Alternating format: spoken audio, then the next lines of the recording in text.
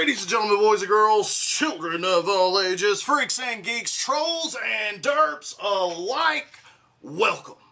I am Mullet Mike, bringing you yet another episode of Creepy Gaming. This is the show where I go over all kinds of scary aspects in video game history. If you didn't know already, we are currently in Season 3, the season of highly requested episodes. This might come to a shock to some of you, but this was a very highly requested episode.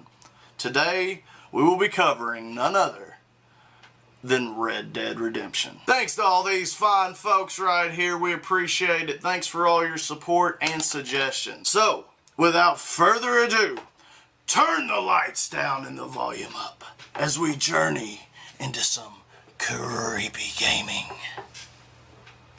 Hey, where's that Red Dead case at? What the fuck?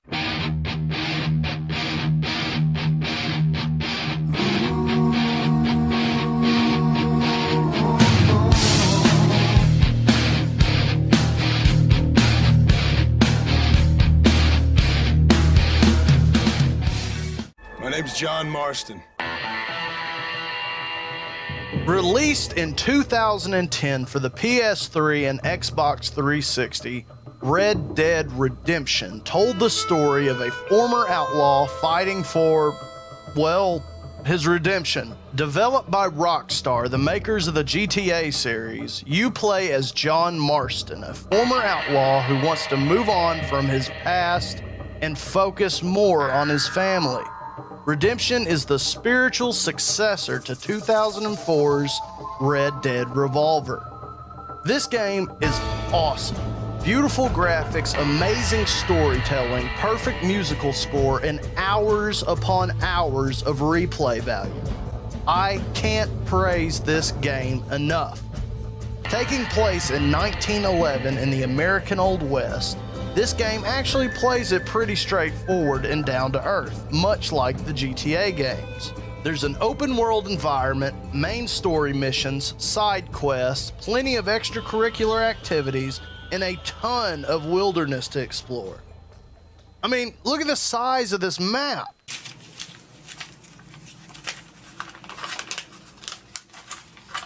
What the fuck? Holy shit! There are a few fantastical occurrences that can happen, but the game is grounded in reality for the most part. Red Dead Redemption might not seem creepy on the surface, but don't let it fool you. This game has a dark side.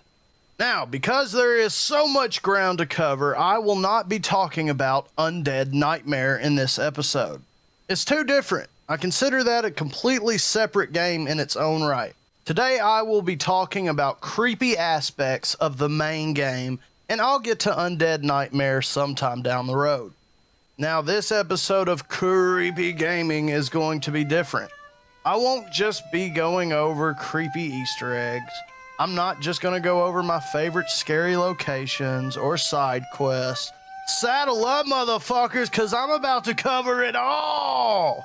All of the above. We will be covering creepy Easter eggs, scary locations, and putting the strange in the stranger side quest.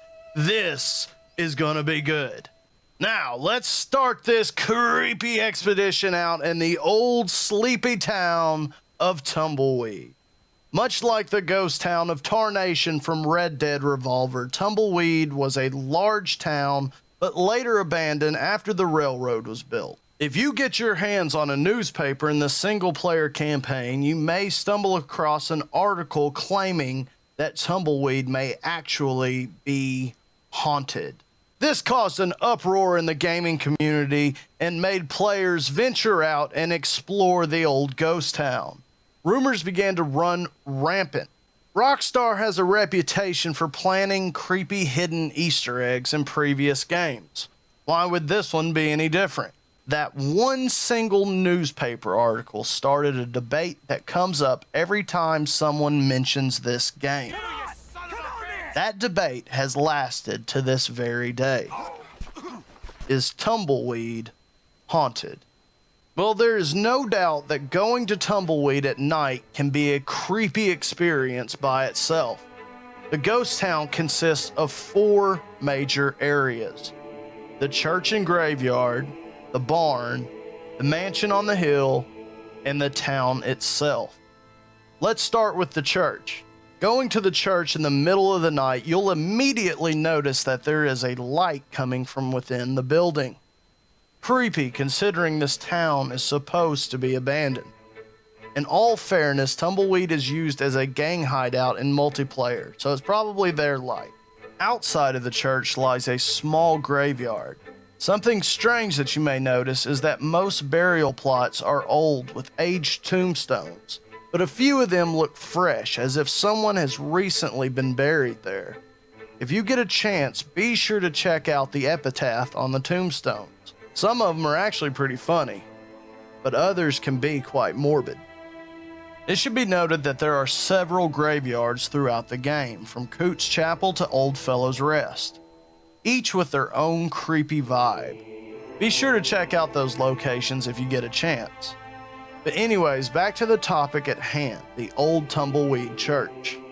Inside the sanctuary itself, all rumors aside, one definitive piece of creepy evidence can be found on the pulpit.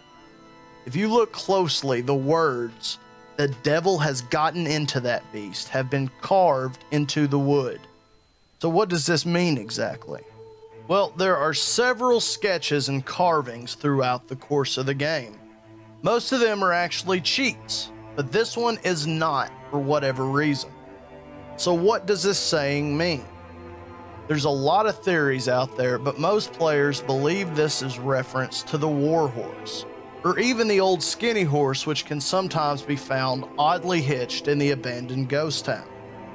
The town itself sits in the center of a valley, along with the barn. Tumbleweed houses many dilapidated buildings, including a jailhouse, saloon, and general store. Last but not least is the creepy mansion on the hill. I have heard all kinds of rumors regarding this old house. The Red Dead Wikia has a full page of them.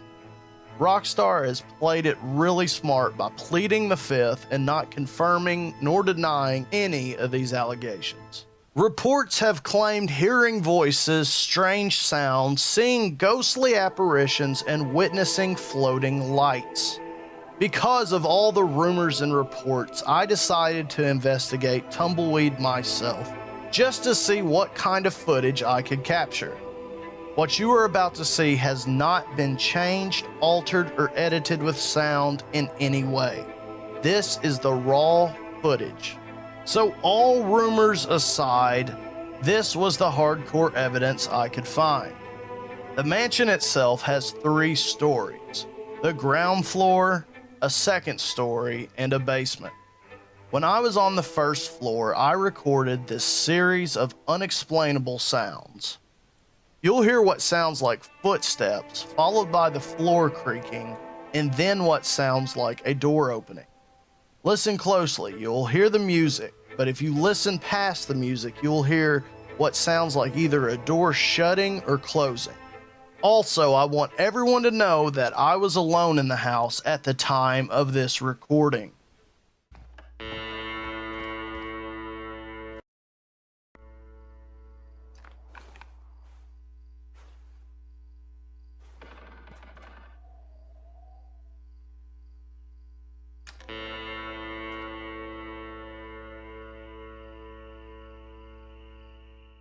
Here, I'll play it again just in case you missed it. You may also hear the wind blow in between these unexplainable sounds, but nothing strange about that.